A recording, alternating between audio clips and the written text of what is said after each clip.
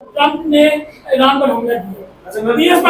देखिए जो सदर अमेरिकी सदर की नोबेल प्राइज की नॉमिनेशन थी, आपको याद होगा ये जब सीज फायर हुआ पाकिस्तान और भारत के दरमियान जो एक जंग छिड़ गई थी, उस पे जो अमेरिकी सदर ने अपना किरदार अदा किया अमन के लिए, उसके हवाले से था।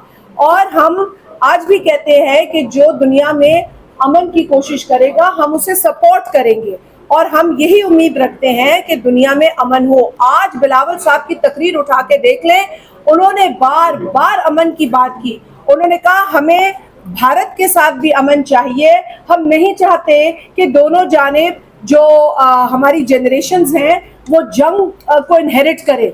हम नहीं चाहते कि अगर भारत के अंदर कोई हमला हुआ और वो पाकिस्तान पे इल्ज़ाम लगाकर उसे जवाब बनाकर हमला करे। इस तरह तो पाकिस्तान में इतने हमले हो रहे हैं, अगर हम रोज़ इसे बुनियाद बनाकर भारत पर हमला करें तो हम सिर्फ जंग ही करेंगे।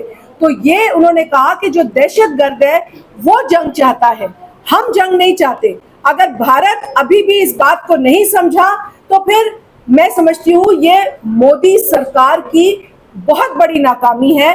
बिलावल साहब ने ये वाज़ेह कर दिया कि मोदी ने जो जवाब बनाया जंग का वो दहशतगर्दी का एक वाक़या था, और दहशतगर्दी के वाक़े पर जंगें नहीं लड़ी जाती, इन्वेस्टिगेशन होती है, जो कि भारत की मोदी सरकार नहीं करा रही, ना उसने करानी है, और उसे पता है ये फॉल्स फ्लैग ऑपरेशन था। लिहाजा इस किस्से को अब वो बंद करके और वो जंग की तरफ जाना चाहते हैं, पानी को हथियार बनाकर इस्तेमाल करना चाहते हैं। बिलावल साहब ने आज उस पर भी बड़ी तफसील से बात की।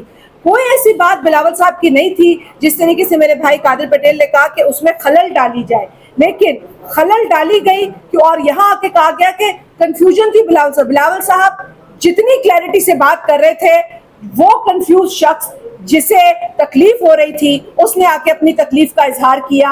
भारत को हमने शिकस्त दी, ये क्लियर है।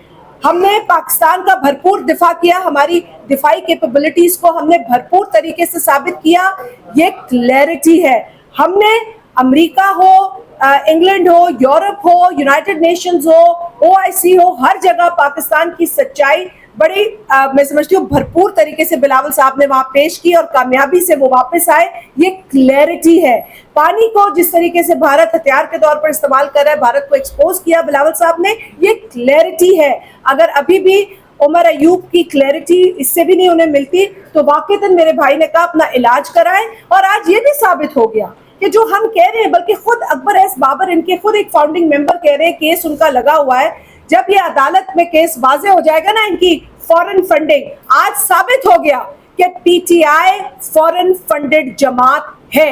नेशनल असेंबली में उनका रवैया, भारत की शिकस्त पर जब हम आज सेलिब्रेट कर रहे थे और उसकी तकरीर बिलावल साहब कर रहे थे, तो PTI को जो दर्द उठा, उनकी फॉरेन फंडिंग वहीं से एक्सपोज हो जाती है। मजीद शवाहिद की जरूरत नहीं है। और जो इनके अपनी रिश्तेदारी है, इनकी अपनी रिश्तेदारी है, वो किसी ने ये बात भी कही थी, बड़ी मीम्स आ रही थी कि इजराइल के ऊपर जो है वो इमरान न्याजी के ससुराल के ऊपर भुट्टो शहीद के ससुराल ने हमला किया। तो अब ये लोग सुन रहे, देख रहे हैं ना, ये ताने बाने लोग बनाते हैं, भाई हम नहीं बनाते, ये हकीकत है। आपके बच्चे ज़ायनिस्ट घराने में पल रहे हैं, ज़ायनिस्ट, मैं झूठ नहीं कह रही हूँ, गौरतलब बात है, ज़ायनिस्ट घराने में इमरान न्याजी के बच्चे पल रहे हैं।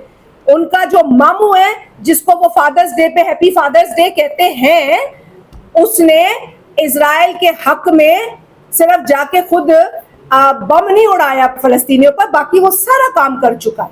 सो ये हम ऐसे नहीं कहते, हम बचपन से सुनते आए यहूदी साजिश, यहूदी साजिश, हमें पता नहीं था उसकी शक्ल क्या होती है। आज उसकी शक्ल इस कैदी की शक्ल में नजर आ गई है। जी भाई, आप सवाल। ये बता दें कि पाकिस्तान पीपल्स पार्टी हमेशा से मफाहमत के ऊपर यकीन रखती है और जमहूरियत के ऊपर यकीन रखती है, तो क्या ये जो पोजीशन है इनके साथ आप मफाहमती कोई बैठक नहीं हो सकती, या ये इनको जमहूरियत के बारे में कोई बातचीत नहीं हो सकती? भाई ये तो फिर अलग से सबक पढ़ाना पड़ेगा ना, वो बच्चे नहीं है, उनको पता है सब वो जो कर रहे हैं।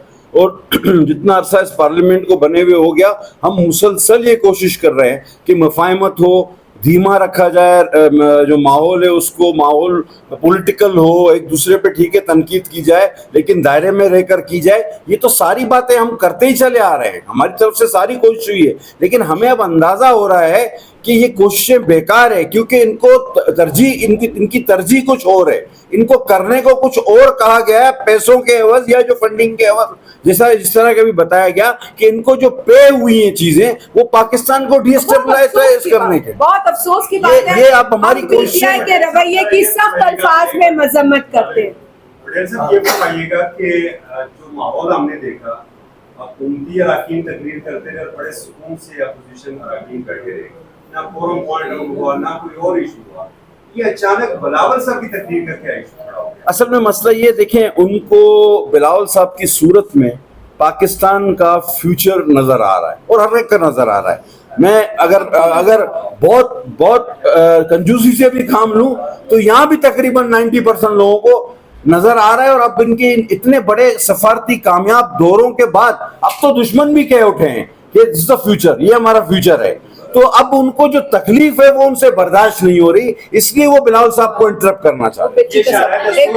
तस्वीरों का असर तो नहीं है? नहीं, इशारा दस्तूर पे तो कुछ भी लगा लें, लेकिन जो आपने देखा 70 से ज्यादा जो उनकी मुलाकातें हुई और जिस तरह इंडियन मीडिया ने एक्सेप्ट किया, उनके राइवल्स ने, जो सामने जो ग्रुप चल रहा था उसने एक्सेप्ट किया कि इन्होंने हमें पीछे छोड़ दिया। और भाई जो असर दिलों पे छोड़ दिया ना बिलावल साहब ने, वो बहुत गहरा है। मेरे ख्याल है पोस्टर्स तो उसके आगे छोटे हैं। अच्छा सर, एक तरफ असद साहब आपको कहते हैं कि आए बजट में हुकूमत के खिलाफ वोट देते हैं, आपको इनवाइट करते हैं, और दूसरी जानिब असेंबली में जिस तरह के बयान दिए गए, बात दी गई, आपको क्या लगता है कि उनकी इन्विटेशन क्या है? समझ नहीं आता।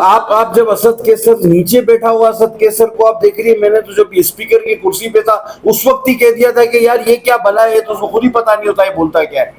आपको याद है वो वक्त? तो ये भी जो ऊपर बैठा हुआ था वो उस वक्त गौन केस था, भी नीचे बैठा था, अब उसकी क्या बात करें, वो तो बिल्कुल ही गई गुजरी चीज है। एक बात मैं आखिरी कह दूं, बिल्कुल कादिर भाई ने बात जो की इसमें बढ़ाते हुए बिलावल साहब ने आज कहा कि देखिए तनकीद या अपोजिशन अपना हक रखती है, लेकिन उसमें इस्लाह का भी कोई अंसर नजर आए। और पाकिस्तान पीपल्स पार्टी को भी जो कंसर्न्स थे, बावजूद इसके कि हमारी बातचीत हुई इस दफ़ा हुकूमत के साथ, पिछले बरस के में नहीं हो पाई लेकिन इस बरस हुई, लेकिन फिर भी हमें कंसर्न्स थे। और वो कंसर्न्स जब हुकूमत ने एड्रेस किए तो बिलावल साहब ने खुद आके उस बजट के ऊपर रोशनी डाली, बात की उन्होंने, जो कि मैं समझती हूँ हुकूमत को ज्यादा क्लैरिटी से बताने चाहिए। वो भी बिलावल साहब ने कहा कि अगर 20% दिफा में इजाफा हुआ है, जो कि नॉन कॉम्बैट के मद में हम कम कर सकते थे, लेकिन अगर 20% दिफा में किया तो उसको जस्टिफाइड है। आज भारत अपनी तोपों का रुख हमारी तरफ रख के बैठा है, इस खत्ते में हमें बहुत बड़ा खतरा है। और दिफा अगर 20% मजबूती है, लेकिन जो दूसरी बात उन्होंने कही कि बेनजीर इनकम सपोर्ट प्रोग्राम में भी 20% का इजाफा हुआ है, यानी कि जो गरीब तबका है उसको भी रिलीफ दी जा रही है, तो ये एक अच्छा अमल है। तो इस तरह देखता है एक लीडर बजट को। अब ये अब तक पूंजियों का काम नहीं। Thank you.